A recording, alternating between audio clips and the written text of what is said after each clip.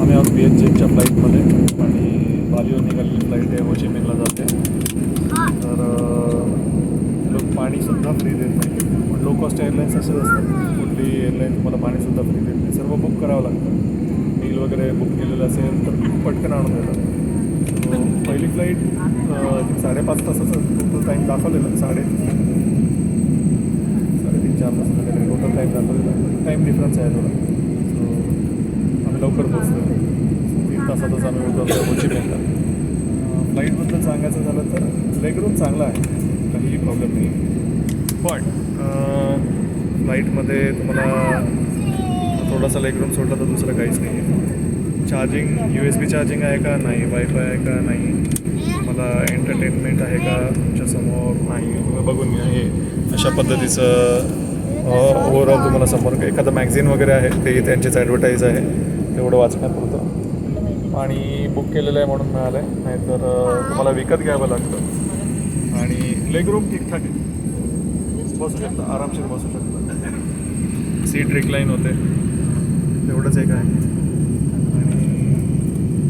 Flight चांगलं आहे, स्वच्छ आहे, काही प्रॉब्लेम नाही. सीट्स ज्या आहेत या लेदराईट मटेरियलच्या आहेत, कॉटनच्या नाही आहेत.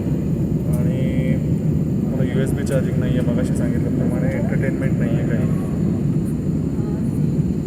काय सांगता येईल. USB चार्जिंगसुद्धा नाही आहे, वायफाय तुम्ही कनेक्ट नाही करू शकणार. सर्व्हिस जनरली लो कॉस्टची चांगली सर्व्हिस इन द सेन्स तुम्हाला सर्व पटकन मिळून जातं. ओव्हरऑल जे काय तुम्ही बुक केलेलं ते पटकन आणून देतात आणि आम्हाला त्यांनी पटकन आणून दिलं.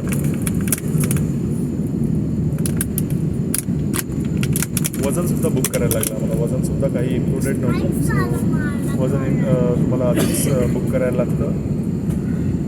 जेवण बुक करावं लागतं, पाणीसुद्धा. आणि सर्वात महत्त्वाची गोष्ट, फ्लाईटमध्ये जनरली जिथे कुठे तुम्हाला विकत घ्यावं लागतं तिथे त्यांच्याकडे पॉस मशीन असते, पॉईंट ऑफ सेल मशीन जी आपल्याकडे शॉप्समध्ये वगैरे असते, वायरलेस सुद्धा चालते. सो ह्यांच्याकडे ती मशीनही नाही. सो हे लोक ॲक्सेप्ट करतात ते फक्त व्हिएतनामीज डॉन किंवा US डॉलर. तर आमची काहीतरी विकत घ्यायची इच्छा होती. आमच्याकडे ऑस्ट्रेलियन डॉलर्स आहेत आणि आता बालीवरून येत असल्यामुळे इंडोनेशियन रुपये आहेत, इंडियन रुपये पण आहेत. पण ह्यातलं ते काहीही घेत नाही, फक्त US डॉलर किंवा व्हिएतनामीज डॉलर. हे सुद्धा जर तुम्ही कन्वर्ट केलेले असतील तर कॅशमध्येच घेतात. सो जर चुकून तुम्ही जेवण बुक केलेलं नसेल आणि जर तुम्हाला असं वाटलं की तुम्ही फ्लाईटमध्ये विकत घेईल तर, आणि जर तुमच्याकडे ही कॅश नाही आहे, या दोनपैकी प्रॉब्लेम होऊ शकतो. सो आता तुम्हाला एक चांगला ऑप्शन कायम असतो, जो एअरपोर्टवरती जेवण विकत घेऊ शकता तुम्हाला हवं ते.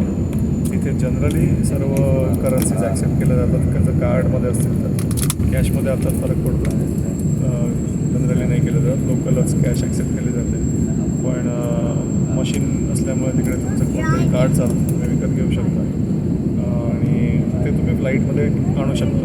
हे अलाउड आहे. अत्यंत स्मेली फूड जे असेल, वास येणारं फूड असेल ते शक्यतो अलाउ नाही केलं जातं. पण एक नॉर्मल फूड जे काही एअरपोर्टला ते अलाउड आहे, ते तुम्ही आणू शकता. BHJचा एक्सपिरियन्स असा. पहिली फ्लाईट आहे, अजून एक दुसरी फ्लाईट जी भारतात येणार आहे ती बाकी आहे, मुंबईची फ्लाईट ती बाकी आहे. बघूया त्याचा एक्सपिरियन्स कसा आहे. आत्तापर्यंत तरी हे फ्लाईट छोटं असल्यामुळे ठीकठाक होतं, काहीच प्रॉब्लेम नाही वाटलं.